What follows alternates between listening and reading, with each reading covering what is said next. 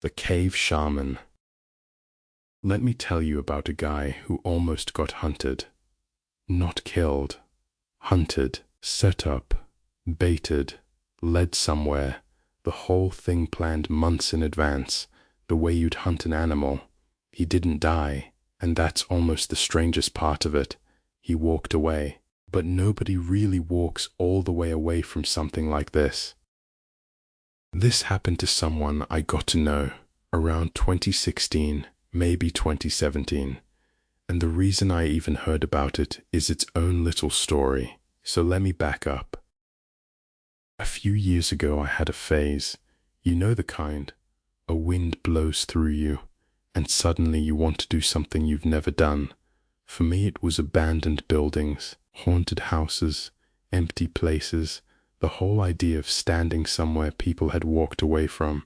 I went exactly once, with an older friend of mine, just for the thrill of it, and it was fun, honestly.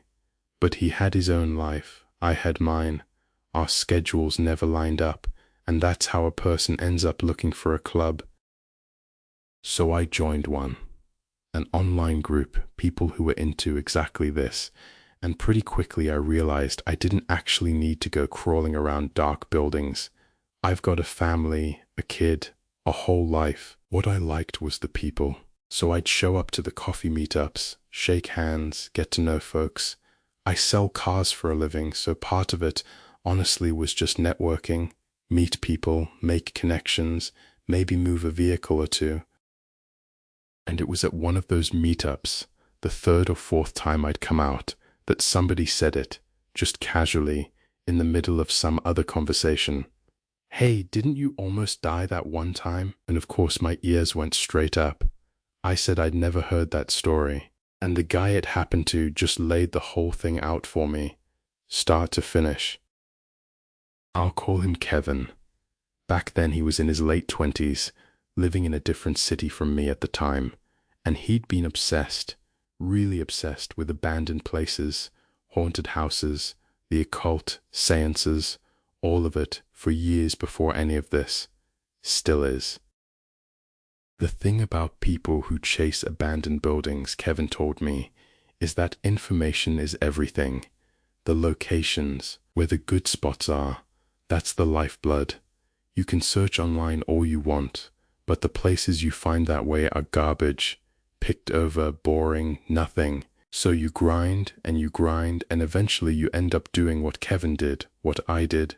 You join a club, because in the club, the quality and the quantity of the information jumps. Suddenly you've got real spots.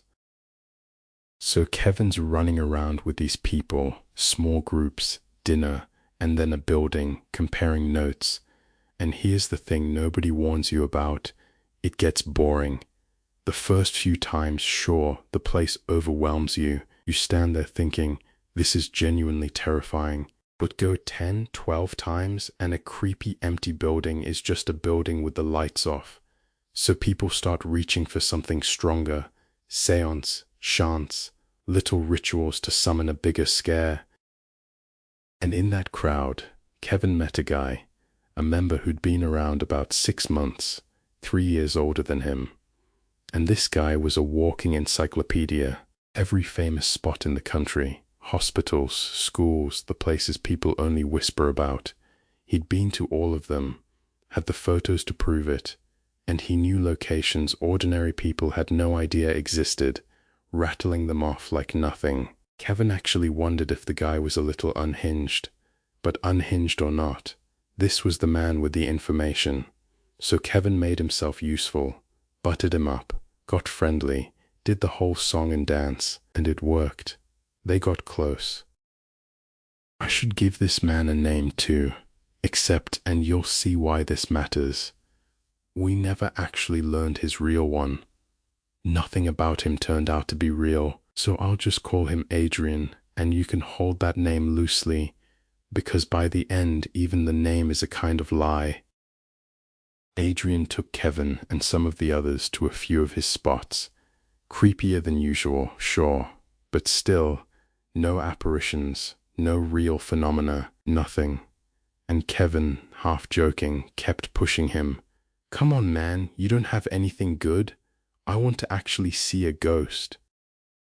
And Adrian said, what do you even want to see a ghost for? I don't know. I'm curious. I want to know if they're real. If they're real, I'll start living right. Adrian was quiet for a second. Then he said, look, I've got a work trip coming up. It's overseas, so I'll be gone a while. When I get back, I'll call you and I'll take you somewhere you are guaranteed to see one. Kevin lit up. Where is it? Doesn't matter if I tell you. You'd never find it. Just know that it exists. How long are you gone? A few months. Sit tight. We don't normally bring beginners to this one, but you've been good to me. I'll call you. And then Adrian basically vanished. Kevin would see him post in the group chat once in a great while, but he never came to a meetup, never came out. Nothing. About 3.5 months went by. And then one day, a text. Just, you alive? Kevin knew instantly. He called him right back, and Adrian picked up. Said he'd flown home the day before, needed a couple days to get himself sorted, and they'd meet up over the weekend, grab some food. Kevin wasn't interested in food. Forget dinner, man, I've got rice at home. I've been dying over here. When are we going to that place? Let's go. Adrian laughed at him. I've got a job, you know. I have to find the time. You think everybody's free whenever, like you? After dark, I'm completely free. Just call me. I'm there. All right. But I've got to get some things ready. Get set up. Might take a little while. I'll be in touch. And he hung up. So Kevin's waiting. And while he's waiting, one day he gets it in his head to drag along a buddy. Not someone from the club, an old friend. A guy I'll call Jake. Jake was a gamer, unemployed at the time, just sitting around, and since the club had nothing going on, Kevin worked on him. Come on, don't be like that. Come with me, let's go. And Jake finally went, fine, we'll go. When? And they penciled in a day after next. But before that day came, Adrian called. Kevin, what are you doing? Waiting on you, obviously. Get out here, right now. Kevin's heart started going. Okay, where do I go? Adrian gave him a rough location, out toward the edge of the city, just told him verbally which way to head. Kevin knew the general area. Got it. I'll call you when I'm close. And he took off. And on the way, Jake calls him, wants to play games. Forget games, Kevin says. Get out here. You know that know-it-all guy I told you about? He just called. This is it. Oh, yeah? Okay, have fun. Guess I'm playing solo. Are you serious? This is a chance money can't buy. I'm coming to get you. Get downstairs. And he swung by and grabbed Jake, hauled him along, threw him in the passenger seat, and drove out to where Adrian said. Adrian was already there, parked off to the side, waiting. Kevin pulls up. Hey, where is this place? You want to take my car? No, don't worry about it. Tonight we're going to see 2 places. There's one on the way that's worth a quick look. That's the appetizer. The main course comes after. Follow me. And he gave Kevin an address to put in, told him to tail him, and they set off. Kevin in his own car, Jake beside him, Adrian leading. The GPS said about 50 minutes. They got on the highway. It was a real drive, and at the end of it, they pulled in at this 2-story house, way out, the kind of place nobody had lived in for a long time. Genuinely eerie in the dark. Kevin had seen plenty like it though, so he wasn't impressed. This the famous one? This one's famous too. Bad reputation, just not open to the public. So in they went, flashlights out, poking around, opening things, looking for anything. Nothing happened. No phenomena, no chills, just an empty house. And then, while they're in there, from outside, tires crunching over dirt, a car pulling in. Kevin killed his flashlight immediately. Reflex. You get caught poking around a place like that. Somebody calls it in, it's a headache. But Adrian just glanced out and said, "It's fine, let's go," and he walked straight out the front. So they followed. Down at the cars, a man had gotten out and was standing there. Order. Adrian greeted him warmly, introduced everybody, said Kevin and Jake were younger guys he knew from the club, and then he introduced the man. "This is a shaman." Kevin blinked. "Seriously?" "We've had our appetizer. Now we go for the main course. And where we're going, an ordinary person could be in real trouble, so I asked him specially to come along. I've been wanting to go back myself, with a shaman with us. Don't worry about a thing. Let's move." And Kevin felt it then, that he'd stumbled into something big, something real. He was thrilled. He looked over at Jake, and Jake had that same look, scared and excited at once, and they grinned at each other, and they were ready to go. But before they could, the shaman came over, said he was going to put something on each of them. The place they were going had such heavy dark energy that he was going to set a protection on them, one each, as a last line of defense. "Don't let it come off," he told them. "Take care of it." And he fastened a band around Kevin's left wrist and another around his right ankle. Now these weren't strings. They weren't bracelets. Think handcuffs. You know how a pair of cuffs is two rings joined by a chain in the middle.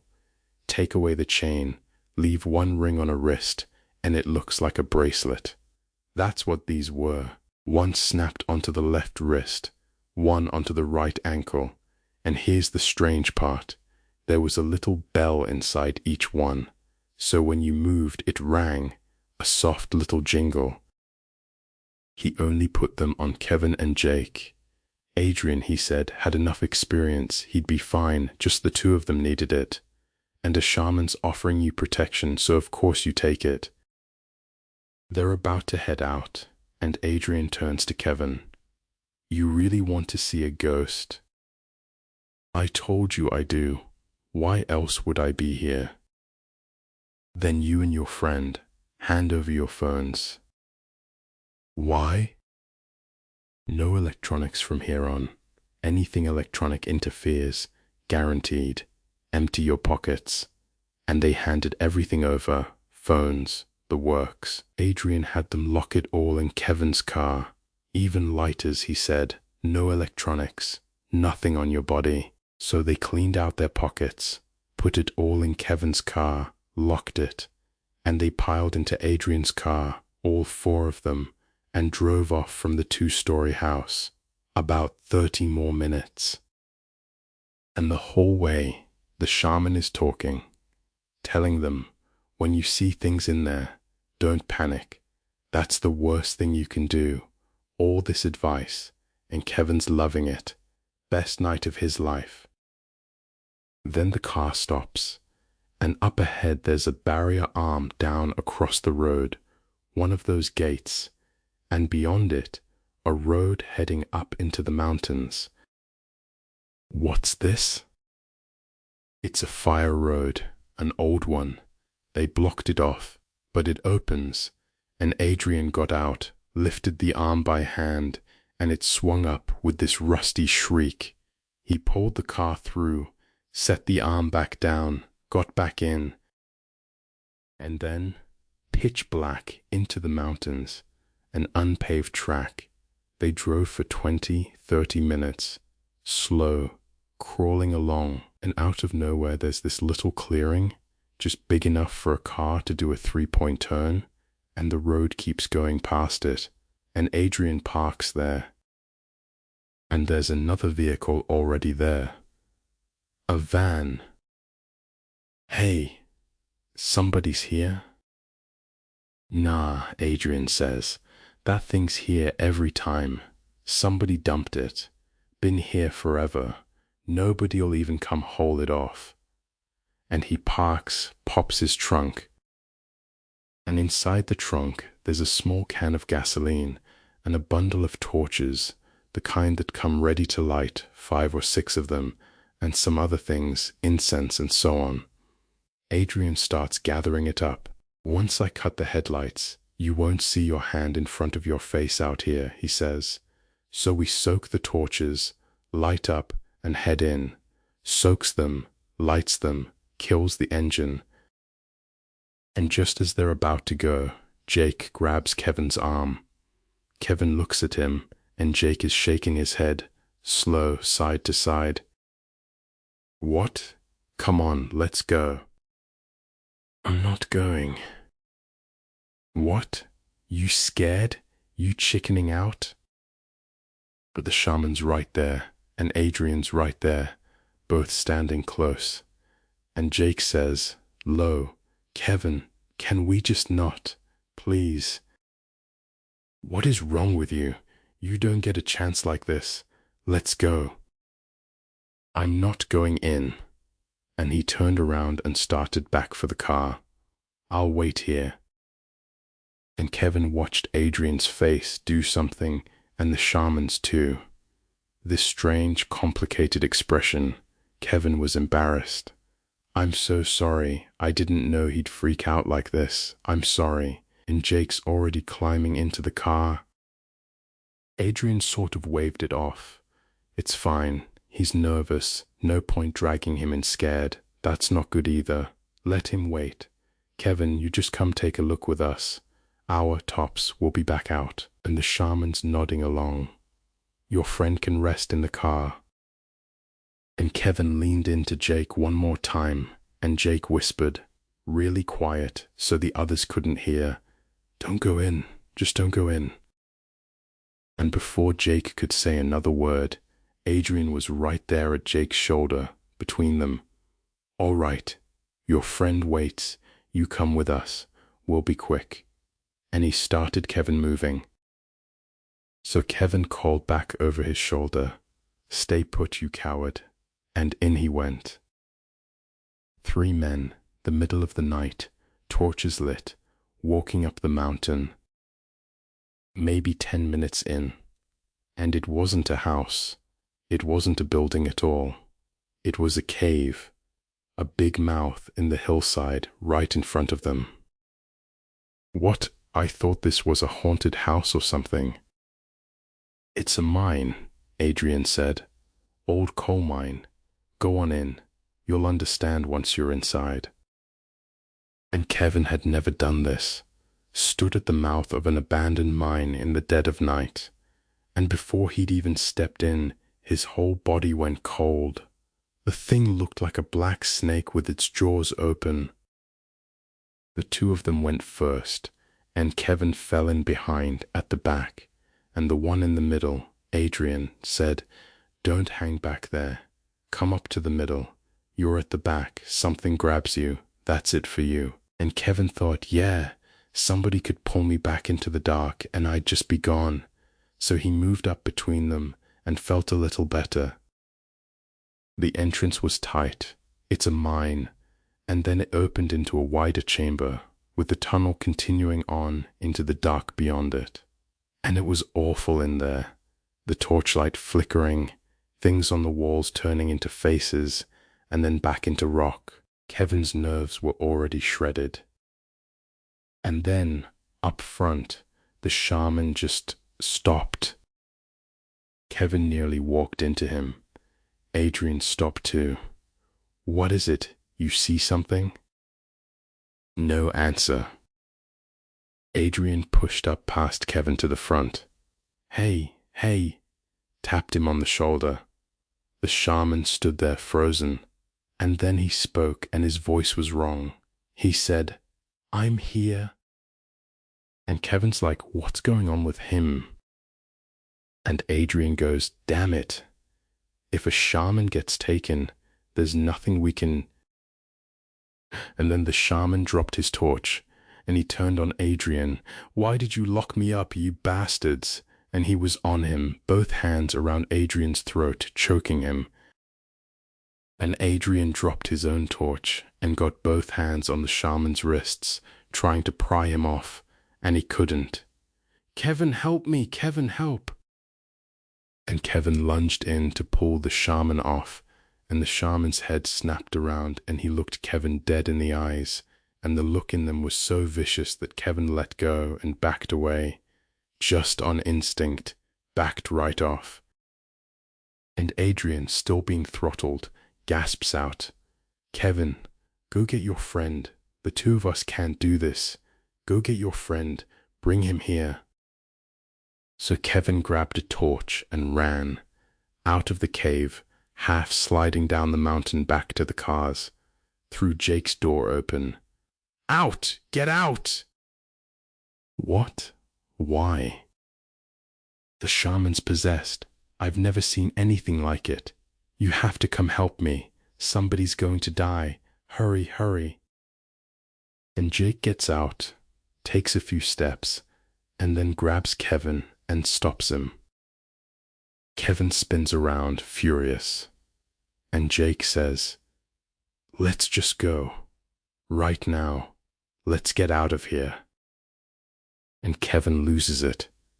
A man is dying up there. You didn't see it. They need help, calling Jake a coward, going off on him.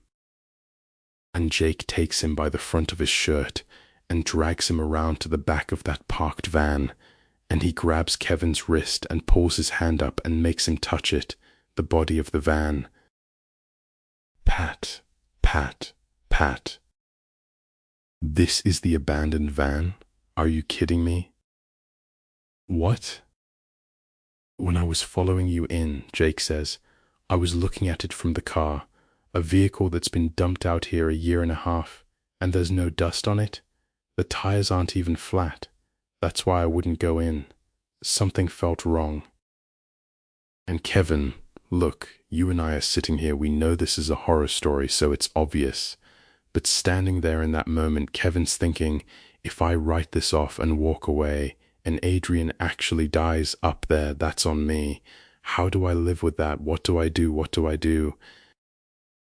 And while he's frozen there, the cave's right above them, and faint from up the tunnel, he hears it, a voice, just a little, coming down out of the dark. And Kevin's mind is racing. Jake, listen, if these guys were bad, why would they go to all this trouble to bring us way out here, right? Why? Let's at least save the man. We go up, and the second it feels wrong, we turn around and we run. And Jake's agonizing over it. And finally he says, forget it.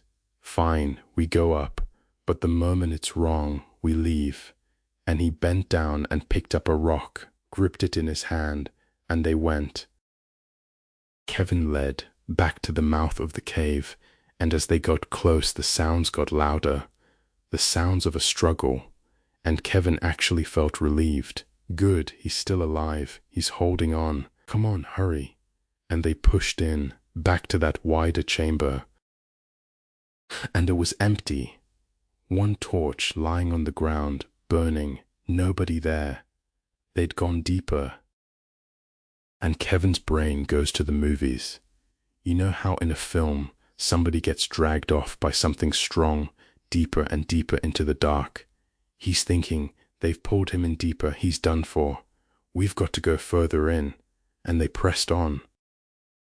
And then in front of them, you've seen this in old documentaries, an iron gate bars across the tunnel, the kind they put up not to keep someone in, but to keep outsiders out, with sheet metal bolted along the bottom half, up to about waist height, and it was standing open. And as they're passing through it, Jake makes this sound behind him, sss, sss. Kevin turns. Jake had stopped and was staring at the gate, because there were marks on it, kick marks, dents, and they were on the inside, facing out, like something had been hammering at it from within, trying to get out. "Come here, get close." Kevin had the torch, so he brought it in, and he looked. And there was no damage on the outside, none. But on the inside, the side facing deeper into the mine, there were marks everywhere, scuffs and dents and gouges all over, all the work of someone clawing and kicking to get out. "What is this?" And Jake says, "This isn't old. Look at it. It's staged to look old. You've got eyes, you can see it. We're leaving." And Kevin's torn down the middle, and then the thing happens that decides it for him. He hears the sound clearly now. Listen to what it was. From up the tunnel. Stop it, stop, would you? Come here, come on, come. Over and over, the sounds of a struggle. But it was on a loop. It would run, Neaji, stop, come here, and cut off and start again from the very beginning, like there was a speaker back there, a Bluetooth speaker, a cassette, something, playing the same thing on repeat, and right at the seam, where the recording ended and jumped back to the start, there was a tiny delay, a little gap, and Kevin's ear caught it. And it hit him all at once. There's no one back there. Go deeper and we find nobody. "Out! Out! Let's go!" And they turned and went for the entrance fast, both of them almost running. And just as the mouth of the cave came into view, there they were, the shaman and Adrian, standing in the entrance. And Kevin knew, we are in serious trouble. "Run," Jake said.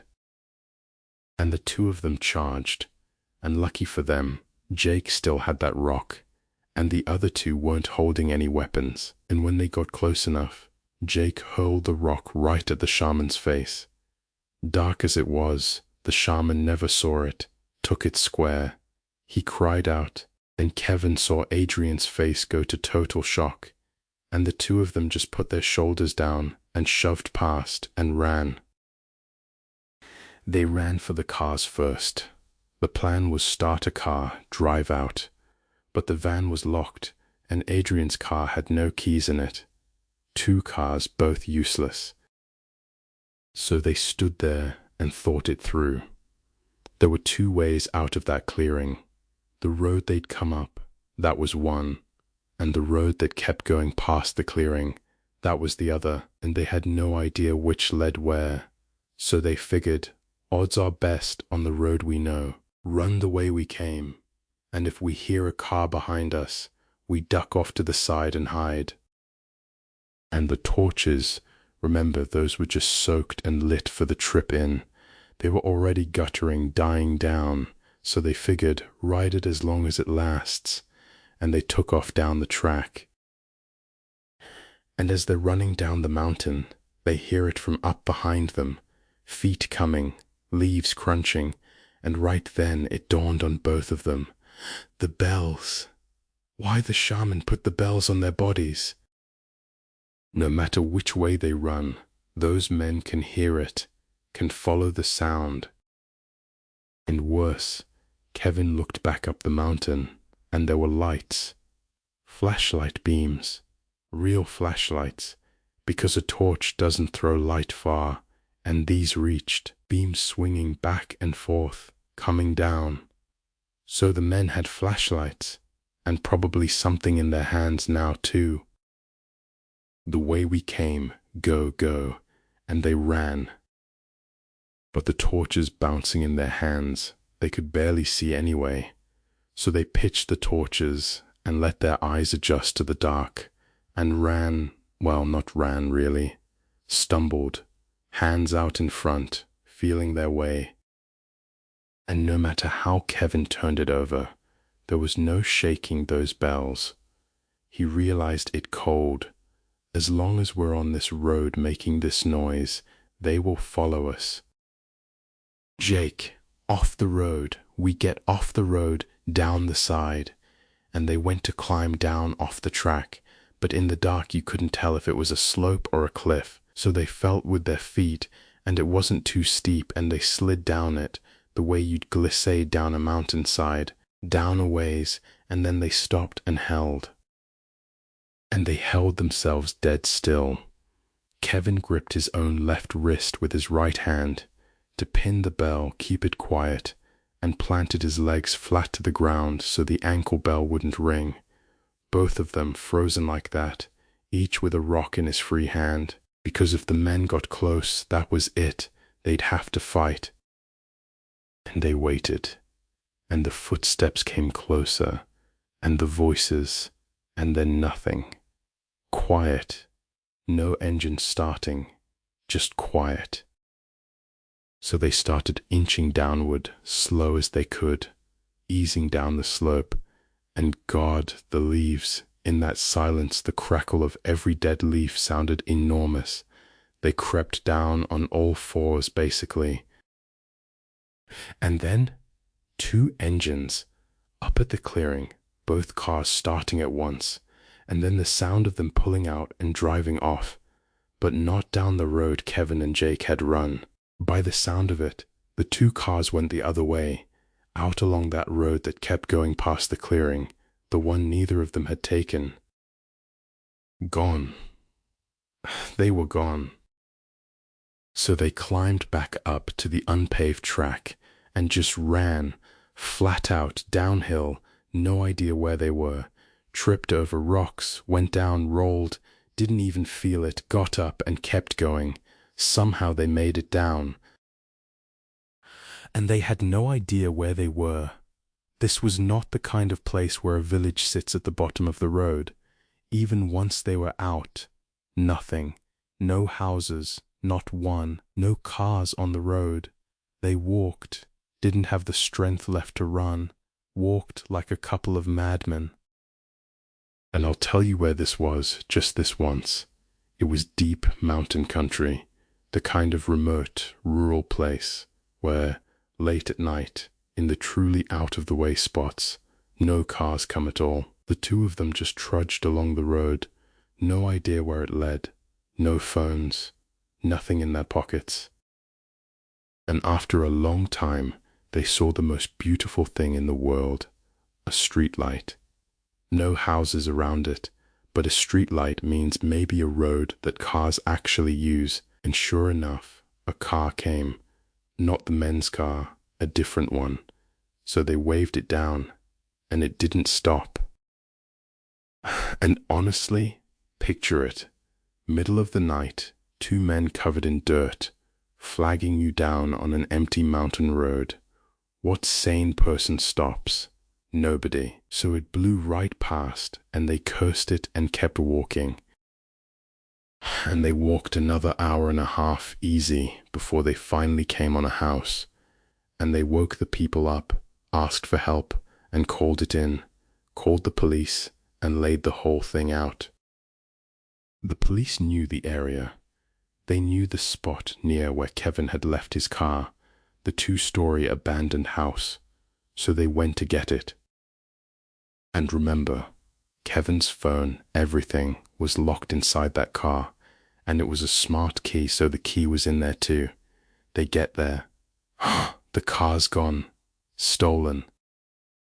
So now the car's gone too. They gave a fuller statement, and the police got them home. And here's the thing. Nobody had died. Nobody was even hurt, really. But it was obvious this could have gone very, very badly, and it had the shape of a planned crime all over it. So the police took it seriously, really dug in, started with the club and worked outward. And the more they pulled on it, the more you could see how meticulous Adrian had been. Start with the question, why a 3.5-month overseas trip? Because security camera footage almost anywhere doesn't get kept longer than about 3 months. It cycles out, gets recorded over, So if Adrian dropped out of that city for 3+ months, there would be no footage of him anywhere. He timed it. He vanished on purpose for exactly long enough, and then he surfaced and made the call, "Come here." And when Kevin brought a friend along, well, that was a bonus. 2 for the price of 1. And the whole frame, the spiritual angle, no electronics allowed. That's how he got the phones into a locked car and off their bodies. Lead them in, get them a little deeper, and all that's left is to come up behind them and close that iron gate. That's it. That's the whole machine. And here's what makes Haunted House Exploring the perfect thing to hunt people with. Think about it. Who can say out loud, "Mom, I'm going to go poke around an abandoned house tonight"? Nobody. You can't say that. So what do you say? "I'm going to see a friend. Honey, I'm heading out for a bit." And you go. The thing itself makes the victim erase his own alibi on the way out the door. The people who go don't tell anyone where they're really going. So you find a decent target in that crowd, and you set your trap. Where they meant to take Kevin, to sell him, traffic him, whatever it was, he never found out because he never got that far. But the rest came out in the investigation. The cars they used were all untraceable, registered to nobody, cars built to disappear. So all the police had was a composite sketch.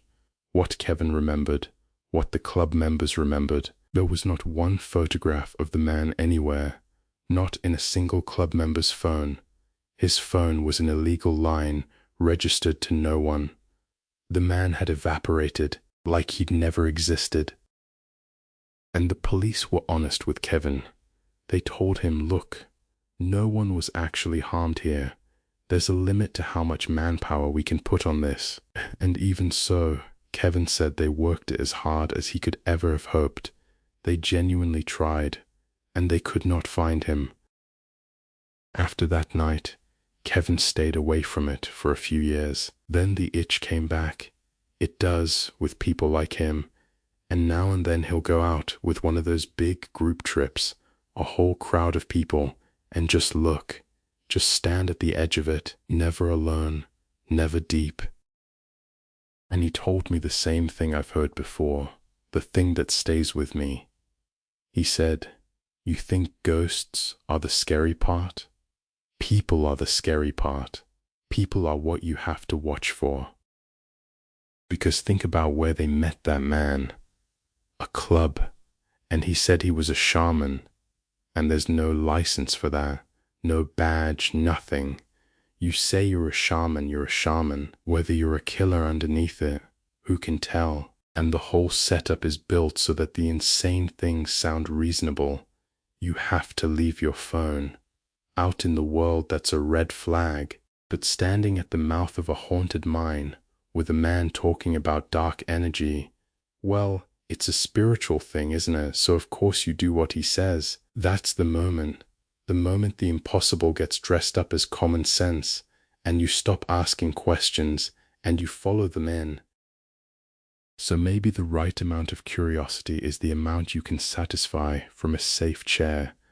Feel the little chill, and then keep saying goodnight to the world from somewhere with the lights on, because the worst thing waiting in an empty place was never a ghost. It was a man who knew you'd come.